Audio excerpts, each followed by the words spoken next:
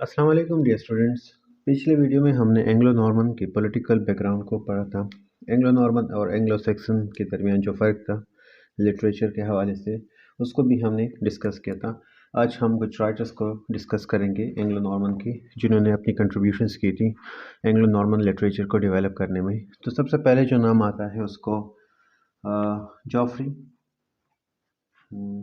Geoffrey of Monmouth. अब Geoffrey of Monmouth की जो कंट्रीब्यूशन है वो बहुत ज़्यादा अहम है। हालांकि इसका जो काम है वो इतना ज़्यादा मैग्निफिकेंट तो नहीं कह सकते उसको, या फिर मास्टरपीस या मैग्नम ओपस नहीं कह सकते, लेकिन फिर भी उसकी अपनी एक कंट्रीब्यूशन थी जो उसने दी थी। और उसकी जो सबसे पहले जो उसने काम किया था, उसने लिखा था इंग्लिश में history, sorry not history but Historia, Historia Regum ब्री, हिस्टोरिया रेगम ब्रिटेनिया, ब्रिटेनिया। तो ये लिखा हुआ था और ये काम इंतहाई नोट वर्दी है, not as a literature but rather as a source book from which many writers from which many later writers drew their literary materials. वहाँ ये इसी काम से बाकी जो आने वाले जो राइटर्स थे उन्होंने बहुत सारा मटेरियल इसी काम से लिया हुआ था। और इसमें हमारे पास अगर हम देखते हैं कि among the native Celtic tribe जो हमने डिस्कस किए थे, there was a immense number of legends, क्योंकि there was the oral traditions था, स्टोरी टेलिंग ट्रेडिशंस था ओरली। तो वहाँ पर बहुत सारे लेजेंड्स, कहानियाँ वगैरह, फ्लॉक टेल्स उसको प्रेफर किया जाता था, पसंद किया जाता था। तो इसलिए many of them of the exquisite beauty had been preserved through the four successive conquest of the Britain। तो जॉफरी ने क्या किया था कि जॉफरी कौन था? वो तो एक मॉन्क था, वो रिलीजियस बंदा था और जिसका ताल्लुक जो था वेल्स से था। सो हम वेल्श मॉन्क इसको कह सकते हैं, क्योंकि वो एक मॉन्क था। और उसने क्या किया था कि collected some of this legends, और उसने अपनी तरफ से भी edit chiefly by his imagination, उसने अपनी तरफ से भी अपनी इमेजिनेशन, अपनी तहलील की जो उसकी जो सलाहियत थी उसमें उसने वो भी ऐड किया था and wrote a complete history of the Britain. अब जब हिस्ट्री में जब इमेजिनेशंस आ जाती हैं तो फिर हम उसको फैक्चुअल नहीं कह सकते, क्योंकि इमेजिनेशन कभी फैक्ट नहीं होते। तो हम इसको कम्प्लीटली फैक्ट तो नहीं कह सकते, लेकिन इसने फैक्ट के साथ साथ इमेजिनेशन इन दोनों को ब्लेंडिंग की थी, मिक्स किया हुआ था। सो उस ये जो अथॉरिटी है, मतलब उसने जो जो यूज़ की थी अपनी सोर्स बुक, उसने एंशंट मैन्युस्क्रिप्ट्स को लिया हुआ था जो एंशंट नेटिव वेल्श टंग में था, और जिसमें तकरीबन जो उसके जो ग्रेट लीडर्स थे उनके लाइव्स, उनके डीड्स, और मतलब जो भी किंग्स रहे अभी तक, जितनी भी किंग्स आए थे उनकी जो ज़िंदगियाँ थी, उसकी जो काम थे, तो ये सब कुछ उसने मेंशन किया हुआ था। और ये शुरू किया था उसने ब्रूटस से, जो कि एक एलिजेट फाउंडर कहा तस्वर किया जाता है ब्रिटेन का, कि ब्रूटस जो था उसने ब्रिटेन को, he was the person who was the founder of the Britain. And the history coming down to the Julius Caesars. So from this Joffrey wrote his history down to the death of the Cadwalder। तो हम कह सकते हैं यहाँ पर simply लिख सकते हैं कि उसने जो हिस्ट्री शुरू की थी तो ब्रूटस से लेकर उसने यहाँ तक कैडवाल्डर, तो यहाँ तक उसने जो तकरीबन 689 तक इसकी हिस्ट्री, इतने जितने भी किंग्स रहे थे उसकी सबकी हिस्ट्री उसने यहाँ पर मेंशन की थी। ये हिस्ट्री जो थी ये एक क्यूरियोसिटी थी, ये एक मेलोडी ऑफ द पैगन्स थी। इसमें क्रिश्चियन लेजेंड्स भी शामिल थे, क्योंकि इसमें मिक्स था सब कुछ। इसमें सिर्फ पैगन्स नहीं थे बल्कि क्रिश्चियंस के स्टोरीज भी शामिल थे, क्रॉनिकल्स भी थी, उस पर उसने कमेंट भी किया हुआ था। इसमें प्योर इन्वेंशंस भी थी, और इसके अलावा इसने सब कुछ रिकॉर्ड किया था बारीक बीनी के साथ। इसने माइनर डिटेल के साथ हर एक चीज़ पर उसने कमेंट की थी। And with the gravity which makes it clear that Geoffrey had no मतलब दादा हैड नो कॉन्शियस मतलब ये हम कह सकते हैं कि उसने जो अपनी इमेजिनेशन जो थी, उसकी इमेजिनेशन की वजह से, या तो हम कह सकते हैं कि he was a great person, या फिर हम इसको कह सकते हैं कि ही वॉज अ जोकर। ये इस तरह से क्रिटिक के व्यूज़ है इसके बारे में। बट अगर हम देखते हैं as a history the whole thing is rubbish, क्योंकि ऑफ कोर्स मैंने पहले भी बता दिया कि हिस्ट्री में इमेजिनेशंस का कोई काम नहीं है, और यहाँ पर उसने अपनी इमेजिनेशन से बहुत सारी चीज़ों को कंसीडर किया था, सपोज किया हुआ था।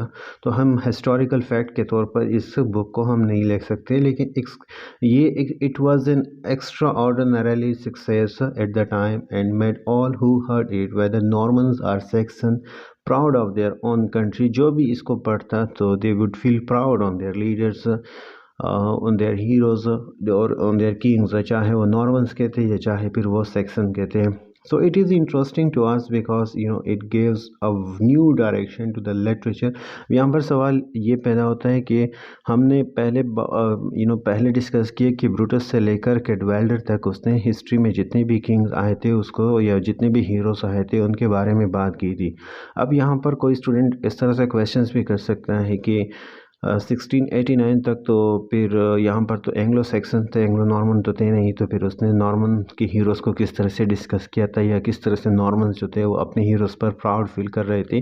तो नॉर्मन्स तो बेसिकली थे, लेकिन नॉर्मन्स की जो रूलिंग थी, जो इंस्टेब्लिशमेंट था, जो उनकी हुकूमत थी, मोनार्की था, जो किंगडम था, वो इंग्लैंड पर नहीं था। हालांकि वाइकिंग्स तो डेनमार्क इन एरियाज़ में सब मौजूद थे, और उनके अपने हीरोज़ भी थे, उनके अपने किंग्स भी थे। तो वाइकिंग्स का ऐसा नहीं है कि फ़ौरन ऑल ऑफ अ सडन 1066 में वाइकिंग्स अपेयर हो जाते हैं और एमर्ज हो जाते हैं and they to control of the England. ऐसा नहीं है, नॉर्मन्स पहले से ही थे, वाइकिंग्स पहले से ही थे, लेकिन वो जो अपने उनके जो एरियाज थे, जो डेनमार्क था, स्वीडन था, इस तरह से जो इलाके थे उनमें रहते थे, तो वहाँ पर उनके अपने किंग्स भी थे, उनका अपना जो एक सोशल स्ट्रक्चर सिस्टम भी था वो फॉलो कर रहे थे। तो ये सारे किंग्स वगैरह इसने, यहाँ तक जितने भी ग्रेटेस्ट लोग आए हुए थे, किंग्स थे या फिर हीरोज़ थे या वॉरियर्स थे या नाइट्स थे, उनके बारे में जॉफ्री ऑफ मॉन्टमेंट ने लिखा था। तो जॉफ्री ऑफ मॉन्टमेंट का ये काम जो था ये बहुत ही ज़्यादा इस लिहाज से इम्पोर्टेंट है कि उस वक्त ऐसा कोई काम प्रोड्यूस नहीं हुआ था। और यहाँ पर अगर हम देखते हैं कि हम कह सकते हैं कि it is very interesting to us, because it gives a new direction to the literature of England by showing the wealth of the poetry and the romance. The very word romance is very important in Anglo-Norman romance. और हम discuss कर सकते हैं यहाँ पर कि romance जो था, what ever the Norman literature would about it, for example, या अगर वो किसी हीरो के बारे में होता, किसी किंग के बारे में, इफ़ दे डिस्कस, अगर वो किसी वॉर के बारे में बात करती, या फिर अगर वो रिलीजियस के हवाले से ही कोई मैसेज कन्वे करना चाहते, but they would follow the romantic language, they would follow the romance language.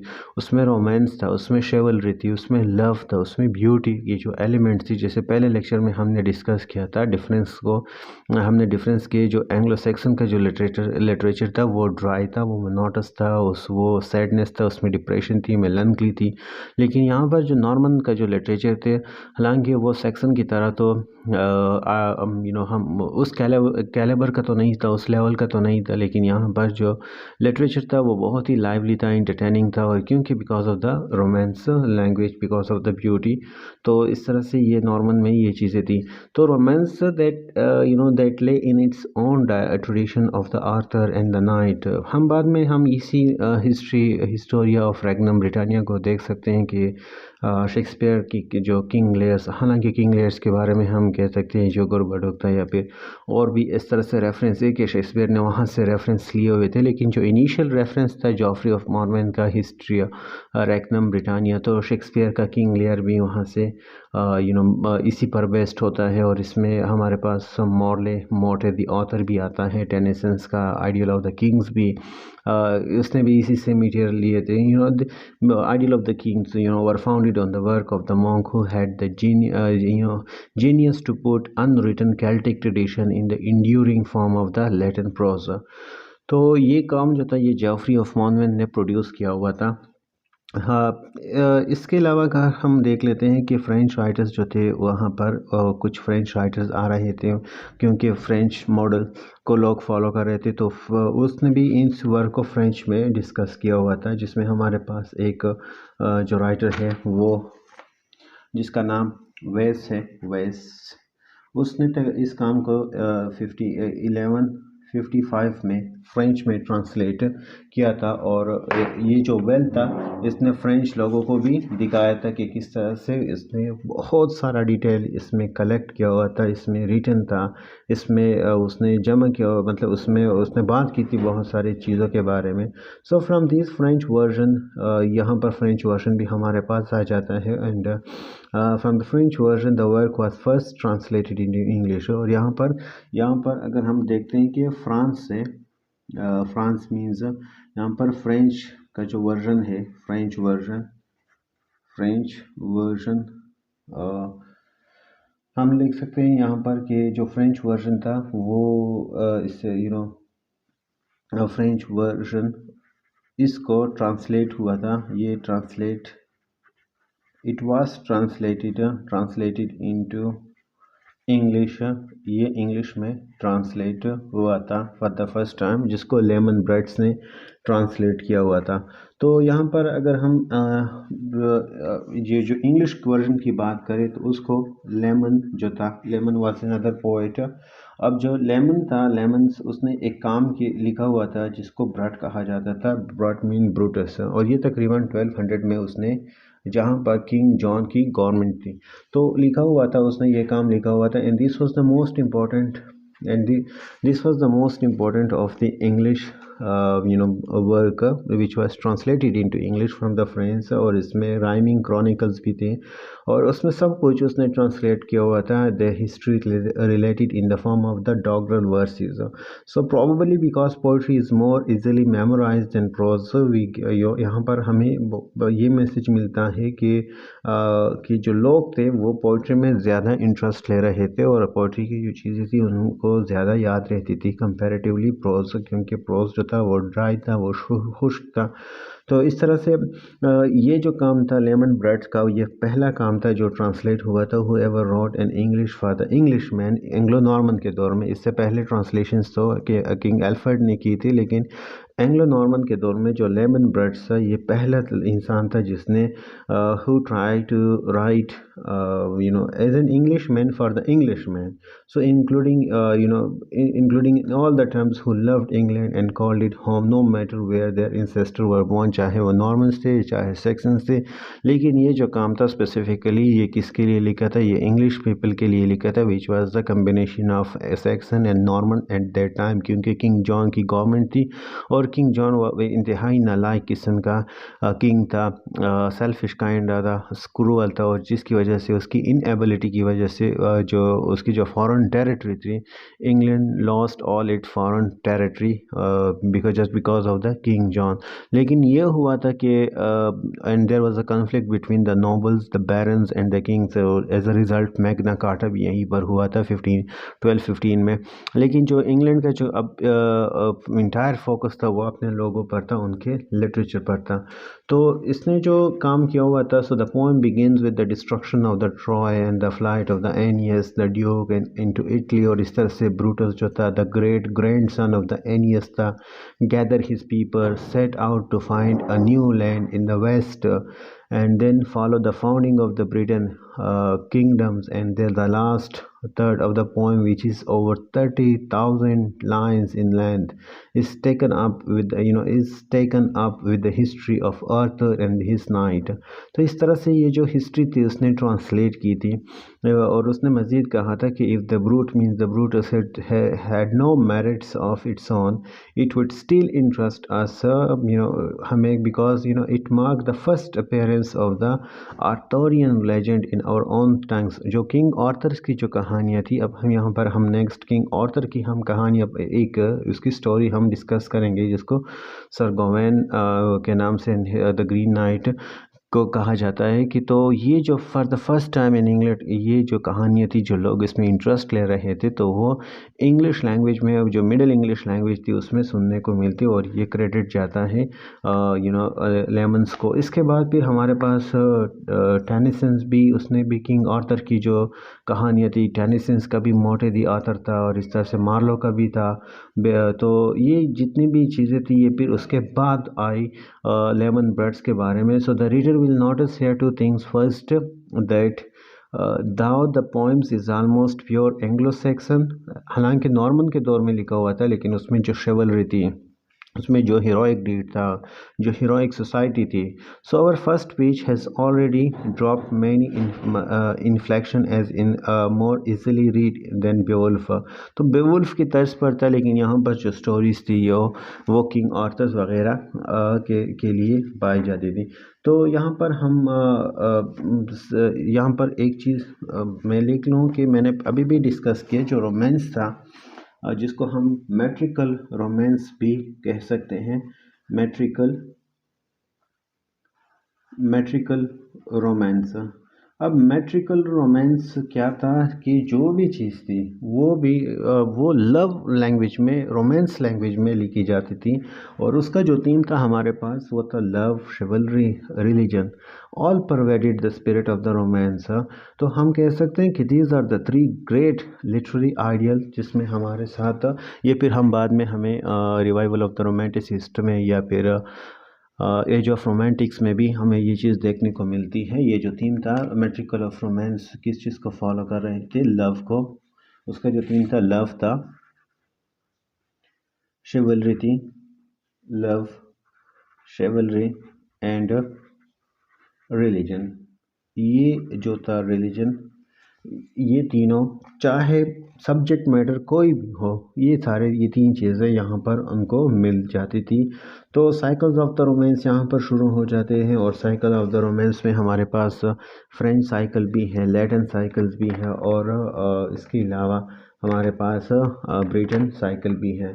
तो ब्रिटेन साइकिल्स में रोमांस जो था, it is the important branch, the story. इसमें हमारे पास the story of love, as I discussed, story of the chivalry were very popular, और in those days and especially in France.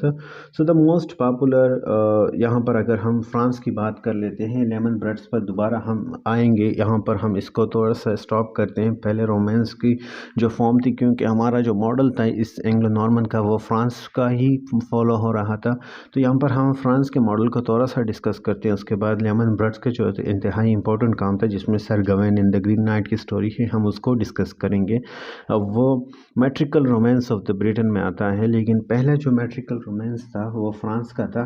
अब जो France का जो रोमांस था, उसमें जो उसमें लिखा हुआ था फ्रांस के रोमांस में, जिसका उनका एक नेशनल एपिक था, जिसमें उन्होंने बेवुल्फ की तरह अपने हीरोज़ को सेलिब्रेट किया हुआ था, जिसको हम कहते हैं Chanson de de Roland, Chanson de Roland. और ये सॉन्ग ऑफ द हीरोइक था. ये अगर हम देखते हैं, this was the song these are the songs of the heroic deed of their heroes. Heroic deed के बारे में ये सारी चीज़ें थी. So this became popular in England, and led to the production of the great number of romances, even in Britain, and even in the Latin language, and even in the France language, and even in the English language as well. So सबसे पहले जो हमारे पास जो romance यहाँ पर हमें देखने को मिलता है वो साइकिल ऑफ रोमांस में, तो वो था हमारे पास ये जो हमने लिख लिया ना, चौसन डी रोनाल्ड. ये उनका एक नेशनल एपिक था, which celebrate the heroism of the Ronald in his last fight against the Saracen. मतलब जो उन्होंने फ़ाइट की थी, बिकॉज वहाँ पर सिर्फ एक चीज़ थी, टेक्नोलॉजीज तो थी नहीं वहाँ पर, इतना जो कंट्रीज थे इतने डेवलप नहीं थे. तो उनकी जो पावर थी वो सिर्फ और सिर्फ, या उनकी जो हीरोइक डीड थे वो related to the wars and battle थे. And whomever perform well in the fight, so they would be called hero of the nation. तो इस तरह से हमें ये मिलते हैं. उसके बाद फिर मैटर ऑफ द रोमन भी आता है हमारे पास, जिसमें largely the tale from the Greek. Roman में अगर हम यहाँ पर फ्रांस से हटकर रोमन की बात करते हैं, रोम की बात करते हैं, तो उसमें हमारे पास जो ग्रीक भी है हमारे पास, और ग्रीक के अलावा रोमन जो सोर्सेस हैं. So the two great cycle of this romance deal with the deed of the Alexander. जो हम अगर हम ग्रीक की बात करते हैं या फिर हम रोमन की बात करते हैं, तो उसमें हमारे पास फिर एलेक्जेंडर के जो डीड्स आते हैं उनको भी डिस्कस किया जा सकता है, क्योंकि अलेक्जेंडर जो था वो एक फेवरेट हीरो था। And the siege of the Troy with which the Britain thought they had some historic connections. So to this we can edit a large number of tales from the oriental sources, and in the exuberant imagination of the latter we see the influence which हम उस influence को देख सकते हैं। So इस तरह से फिर हमारे पास और भी बहुत सारे जो आते हैं ओरिएंटल टेल्स में, जैसे में हमारे पास अरेबियन नाइट्स से हैड बिगन टू एक्सरसाइज। तो ये भी हमारे पास वहाँ पर metrical of romance of the Roman में आता है। जो लास्ट वन जो हमारे पास है, the matter of the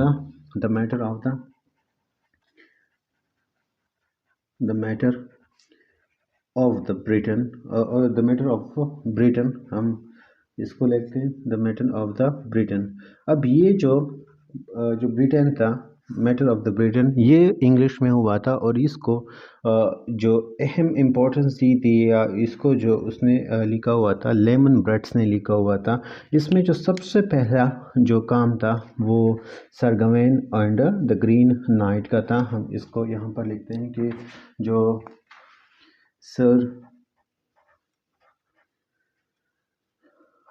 sir Gawain and green night. तो इसकी जो स्टोरी थी ये बहुत ज़्यादा इम्पोर्टेंट थी, और बहुत ज़्यादा इसको लाइक भी किया गया था, क्योंकि इसमें टेम्पटेशंस थी, इसमें शिवलरी थी, इसमें हीरोइक डीड था। तो होता इसमें ऐसे है कि ये जो इंटरेस्टिंग आर्थोरियन स्टोरी रोमांस में से एक बहुत ही बेहतरीन था, और ये स्टोरी है सर गवेन की और द ग्रीन नाइट की, और इसको बहुत ज़्यादा रीड किया गया उन दिनों में। इसकी क्योंकि इसके रीज़न्स बहुत ज़्यादा थे। पहला रीज़न ये था कि हालांकि ये जो मटेरियल था ये फ्रेंच सोर्स से लिया गया था, और इसकी जो इंग्लिश वर्कमैनशिप थी is the finest of our early romance. Second जो था ये जो ओरिजिनल जो स्टोरीज थी इसको ट्रांसलेट किया गया था लेमन ब्रट्स ने, लेकिन इसकी जो ओरिजिनल जो ऑथर्स थे वो अननोन्स थे। और सो सर गवेन की जो स्टोरीज है ये इंटरेस्टिंग कम्बिनेशन है of the French and the Saxon element, and it is written in elaborate stanza combining meters and alliteration. So on the New Year day, जब Arthur and his knight are keeping to the feast, वो feast कर रहे थे, एक gigantic knight in a green enters the hall on the horseback and challenge the bravest knight present to exchange of the blow।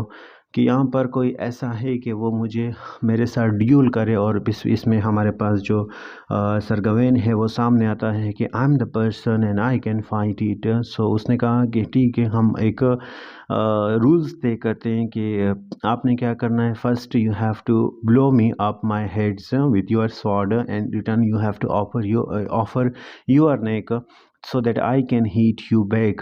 तो sir Gawain ये offer accept कर लेता है। तो सर गवेन जब जैसे ही मॉन्स्टर पर अपना स्वॉर्ड चलाता है तो उसका सर नीचे गिर जाता है। वो मॉन्स्टर अपना सर उठाकर अपने सर पर रख कर अपने हॉर्स बैक पर दोबारा से चला जाता है, और उसको 12 मंथ्स का टाइम दे दिया जाता है कि आपने इन 12 मंथ्स में मुझे तलाश करना है और यहाँ पर आना है, ताकि आप अपने वर्ड्स, आपने जो मुझे ज़बान दी है, आप उसकी पासदारी कर सको। तो फिर सर गवेन एक क्वेस्ट पर निकलता है ताकि वो कैसल तब मालूम कर सके जहाँ पर वो ग्रीन नाइट रहता है, और इस तरह से वो विल्डरनेस में, फॉरेस्ट में, माउंटेन्स पर, तरह तरह की जगहों से डिफ़िकल्ट टाइम्स, टेम्पटेशंस, तो ये सारी चीज़ें वहाँ पर हमें देखने को मिलती है कि किस तरह से एक ब्रेव नाइट किन किन मुश्किलात से गुजरता है। किस लिए? क्योंकि एक जो नाइट होता है वो ओनर को ज़्यादा प्रेफर करता है कंपैरेटिवली वेल्थ को, या फिर कंपैरेटिवली डेजिग्नेशंस को। एक नाइट की ज़िंदगी का सिर्फ एक ही मकसद हो सकता है कि उसने अपनी ओनर को, अपनी डिग्निटी को सबसे एबव रखना है, और अपनी डिग्निटी के लिए उसने वो मर भी सकता है, अपने आप को मरवा भी सकता है, अपने आप को ऑफ़र भी कर सकता है, लेकिन वो कभी गलत कोई काम नहीं कर सकता। जैसे ही वो कैसल पहुंचता है तो उसकी वाइफ, द मॉन्स्टर की जो वाइफ होती है वो she try to seduce the knight, लेकिन वो अपने आप को बचाता है। तो इस तरह से ये स्टोरी यहाँ पर प्रिसीड होती है। तो ये एक बेहतरीन किस्म का रोमांस था जो यहाँ पर बहुत ज़्यादा लाइक किया गया था इस दौर में। तो ये जो स्टोरीज़ थी, इस तरह की स्टोरीज़ थी, इसका जो सब्जेक्ट मैटर था, जो रियल सब्जेक्ट मैटर था, वो बियॉन्ड द ह्यूमन एबिलिटीज़ था। ये जितनी भी चीज़ें थी, ये normal human beings, it was not the affairs between us, बल्कि ये ह्यूमन कैपेबिलिटी से अबव चीज़ें यहाँ पर हमें देखने को मिलती हैं। और चौसर जो था, इसलिए जो चौसर को जो सबसे पहला इम्पोर्टेंट फिगर कहा जाता है, वो ये कि उसने जितना भी काम किया था, खास करके कैंटरबरी टेल में, उसमें उसने मॉन्स्टर्स या फिर गॉड्स या फिर ऐसे कोई जैसे जीसस है या प्रॉफिट है या फिर सैंट है, उसका जिक्र नहीं किया हुआ था, फेरिस का जिक्र की नहीं किया था। बल्कि हम आम लोगों का, जो सोसाइटी में रहते हैं, जो एक कम्युनिटी में रहते हैं, एक मुल्क में रहते हैं, उनके दरमियान जो अफेयर्स हैं, उनके दरमियान जो रिलेशनशिप्स हैं, उनके उस पर बात की थी। तो वो उसने रियलिटी को फोकस किया था, रियल लोगों को फोकस किया था। इसलिए चौसर को एक बहुत ही इम्पोर्टेंट मकाम दिया जाता है, पोजीशन दी जाती है इंग्लिश लिटरेचर में। इसलिए क्योंकि अभी तक जितनी भी स्टोरीज़ हम पढ़ रहे हैं, वो बियॉन्ड ह्यूमन थिंकिंग है, कॉग्निटिव स्किल्स हैं। यहाँ पर ये चीज़ें हमें नॉर्मल ह्यूमन सोसाइटी में देखने को नहीं मिलती। खैर एनीवे, एंग्लो नॉर्मन के कुछ और भी पोएम्स हैं जिसको हमें डिस्कस करना चाहिए, जिसमें हमारे पास एक और पोएम है जिसको हम कहते हैं कि ऑरम्स और अर्मूलम अर्मूलम ऑरम्स आर्मूलम्स इसने लिखा हुआ था। और ये था a verse paraphrase of the church. तो ये प्रोस ट्रीटी थी, और इसमें जो ये रिलीजियस पोएम था, और रिलीजियस पोएम में सबसे पहले इसने जो प्रोनाउंसिएशंस थी डिफरेंट चीज़ों के बारे में, डिफरेंट वर्ड्स होता है एंग्लो नॉर्मन के जो इंग्लिश था उसके बारे में, इसकी जो प्रोनाउंसिएशंस थी, प्रोनाउंसिएशन के बारे में, इसके बारे में बात है। बहुत सारे टर्म्स थे जो चर्च में यूज़ होते थे, जिस तरह से हम यहाँ पर अगर हम इस्लामिक कॉन्टेक्स्ट में लेते हैं, तो जिस तरह से हमारे पास कुरान में तजवीद है वगैरह एक्सेक्ट्रा, ये जब हम लोग, हमारे जो स्टूडेंट्स जाते हैं मदरसस में, वहाँ पर उन्हें सिखा दिया जाता है। तो यहाँ पर और हम आर्मीलोज में इस तरह से जो टीचिंग थी, इसको सिखाया जाता था। इसके अलावा एक और भी हमारे पास रिलीजियस पोएम है जिसको हम कहते हैं the rule of एनक्रसिस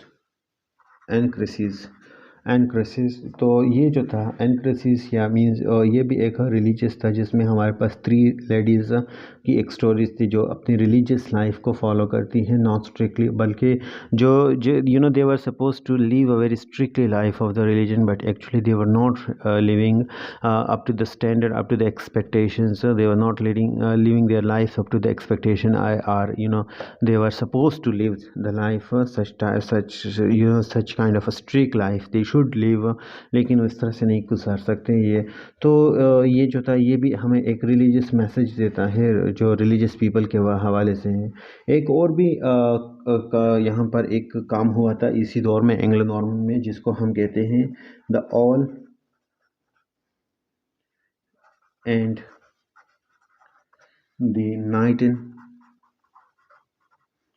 the owl and night in Gayle.